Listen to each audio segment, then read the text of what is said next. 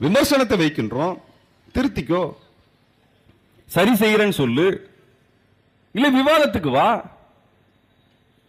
அது எது இல்லாம மதியவதனை அவர்களே தைரியமா போறாப்ல.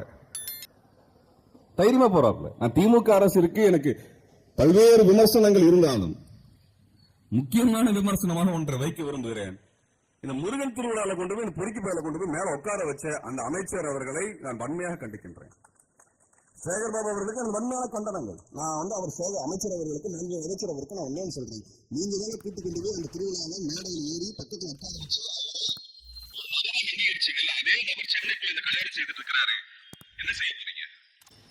என்ன செய்ய போறீங்க?